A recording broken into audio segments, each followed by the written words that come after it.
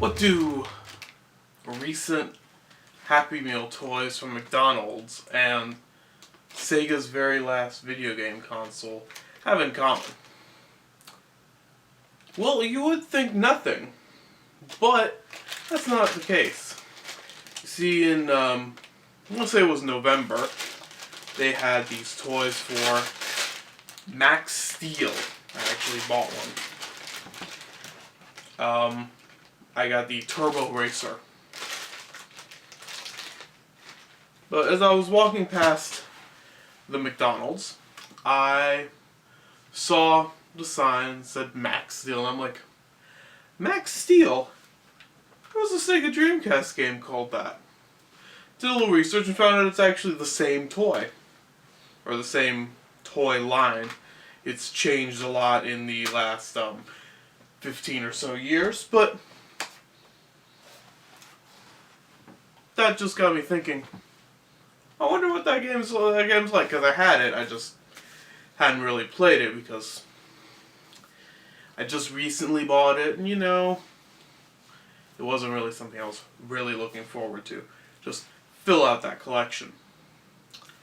So, I popped it in, saw what it was about, and, well, let's take a look at some footage. I'll talk about it then. It's a decent looking game, but is it a good game? Max Steel is not good.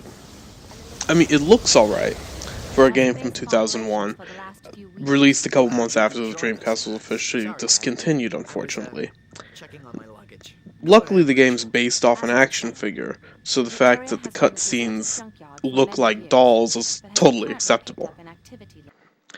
It looks pretty good for a Dreamcast game, but it's a 3D game from 2001, so it doesn't look that good now. And the sound is, it's there. I mean, the music is pretty as generic as it could be. And sound effects, I guess, kind of work. Sort of. I mean, in order to remember the music, I literally had to replay some of the video that I took just because I'd completely forgotten it. Which shows just how generic it is. There's only one mode in the game. It's a story mode, which, given that I have no idea what turn of the Millennium Max Steel canon is, it's kind of useless.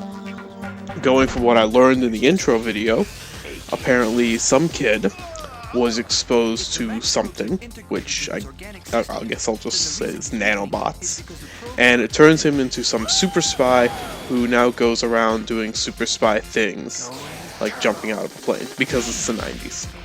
Late 90s. It's that kind of era, where snowboarding out of a plane looks cool. Like, remember Batman and Robin? Same thing.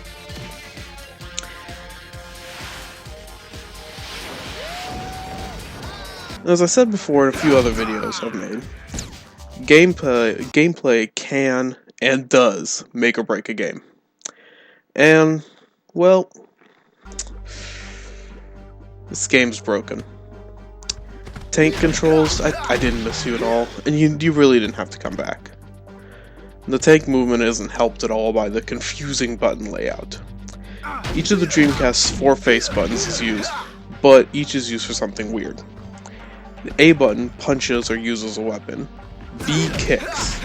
X interacts with the environment mainly by pressing buttons or moving boxes. And Y jumps or climbs. Sometimes. Oh, and you can't climb up something if you have a weapon equipped. So if you have your laser pistol out to kill the bad guys, you can't climb up to go get a health pack or get a better shot at one of the bad guys. Speaking of the laser pistol, it has this little lock on, so you don't need to use the sniper mode for it, but it only hits targets that are about chest level high on that lock on. So if there's an enemy above you, shooting at you, or you're trying to shoot at something on the ground like mines or goo, whatever goo is, you have to use the sniper mode, which means you can't move.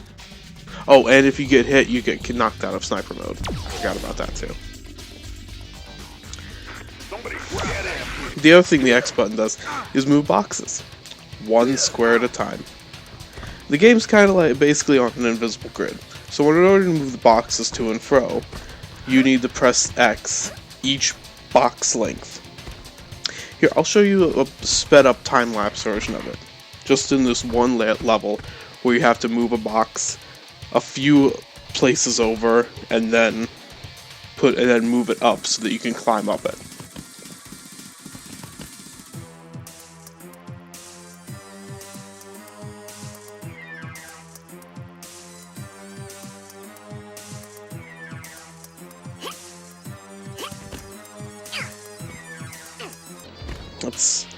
It's just so monotonous. And it's right after a checkpoint, so if you die, you have to do it right again, right after you die. And of course, the thing about the tank controls is that they make precise platforming really difficult. This is the era where 3D platforming was a kind of a new thing, and it hadn't quite figured itself out yet. Here, just watch again as I try and successfully navigate one jump from one fire escape to another by being between in the gap in the rails and lining up the jump perfectly. I'll even speed it up so this video isn't an extra 10 minutes long.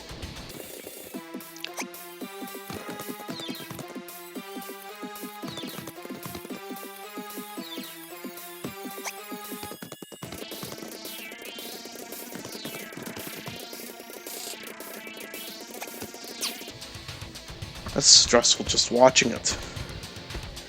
Now the weapons other than the pistol are almost useless. The grenade will kill you a lot more often than it will kill one of the enemies, and I honestly have no idea what any of the other things are or what they do. There's like the pulsinator, the noise maker, which I don't know why you would want to break noise. A landmine, which is, I guess, useful if you want to, like, set up traps or something, but I never found a use for it. My guess would be that they're basically just accessories that Mattel includes with various Max Steel figures, or included with them back in the day. You know, given that this game and a TV show were made to sell toys, the profit margins on toys must be massive. What were those glowing goo balls? Anyway, this game is just bad. The enemies are repetitive, stages are long and monotonous, the sound utterly forgettable, the controls terrible. It's really just about everything's meh in a game. Even the graphics, which were a big selling point, if you look at like contemporary reviews, the graphics always got a good review. But the graphics age terribly, so they don't even look really that good anymore.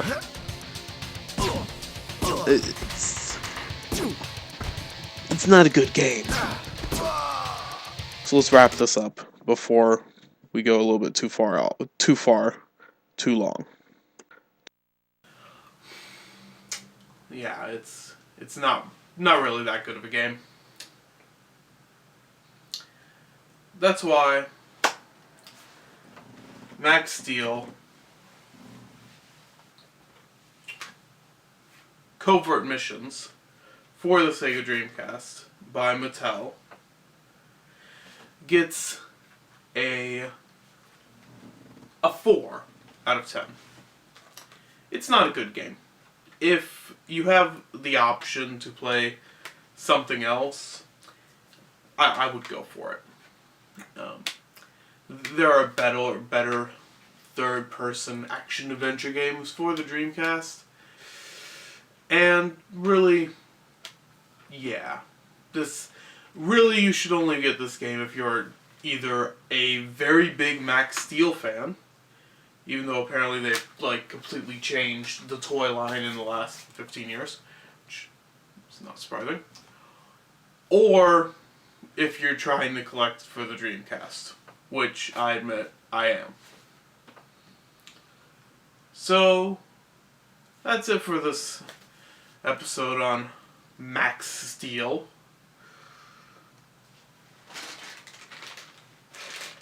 Apparently you can join the fun with McPlay, and there's a free Happy Meal app. That had nothing to do with that, and I wasn't even planning on talking about that. Wasn't that the toy was really just a segue. But stay tuned for next time, or we're going to be taking a look at another Dreamcast game. 2 in a row. We're going to take a look at an arcade classic reimagined for the 21st century. We're going to look at